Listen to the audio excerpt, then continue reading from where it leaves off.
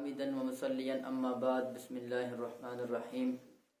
کیا اگر کوئی شخص روزے کی حالت میں خوشبو لگائے اور سرما لگائے اور سر میں تیل لگائے تو کیا ایسے شخص کا روزہ ٹوٹ جاتا ہے؟ تو ایسے شخص کے بارے میں کیا حکم ہے؟ لوگ اپنی کم علمی کی وجہ سے، علماء سے سوال نہ پوچھنے کی وجہ سے تو یہ بات یاد رکھیں کہ روزہ یہ اردو زبان کا لفظ ہے، عربی میں اسے صوم کہتے ہیں، اور صوم کا معنی ہے الامساک یعنی کہ رکنا، اور شریعت کی اصطلاح میں روزہ 3 چیزوں سے رکنے کا نام ہے: کھانا پینا اور جماع سے رکنے کا نام روزہ ہے۔ اگر کوئی شخص روزے کی حالت میں خوشبو لگاتا ہے تو اچھی بات ہے، خوشبو لگانی چاہیے، خوشبو لگانے سے روزہ نہیں ٹوٹتا۔ اور اگر کوئی شخص تیل لگاتا ہے سر میں تو تیل بھی لگانا چاہیے، تیل لگانے سے بھی روزہ نہیں ٹوٹتا۔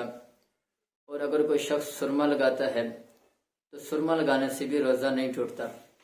اور علماء نے یہاں تک لکھا ہے کہ سرمے کی وجہ سے بسا اوقات سرمے کے اثرات جو ہوتے ہیں وہ منہ کے تھوک کے اندر آ جاتے ہیں یا ناک کی غلاظت کے اندر آ جاتے ہیں، تو ایسی حالت میں بھی روزہ مکروہ نہیں ہوگا، نہ ہی ٹوٹے گا بلکہ مکروہ بھی نہیں ہے۔ تو معلوم ہوا کہ روزے کی حالت میں خوشبو لگانا، سر میں تیل لگانا اور سرما لگانے سے بھی روزہ نہیں ٹوٹتا۔ اور ایک اور سوال کرتے ہیں کہ کیا آنکھوں میں کوئی دوائی وغیرہ ڈالنے سے روزہ ٹوٹ جاتا ہے؟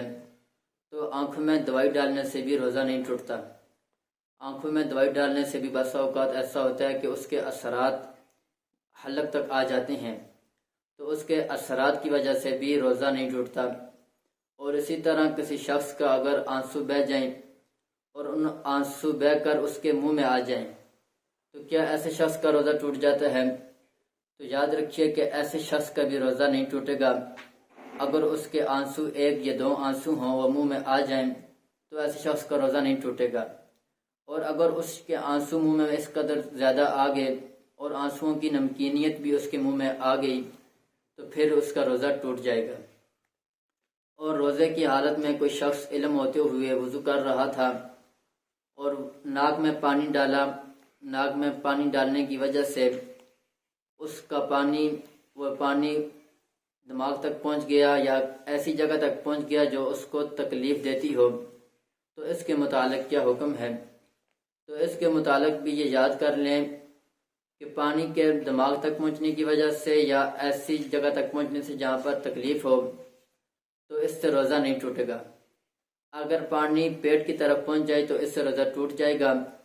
دماغ میں پہنچنے کے میں تردد ہے، تو اس میں جب اگر کسی شخص کے ساتھ ایسا معاملہ پیش آ جائے تو چاہیے کہ علماء سے، محقق علماء کے پاس جائے اور علماء سے اپنا پورا مسئلہ بتا کر پوچھ لے۔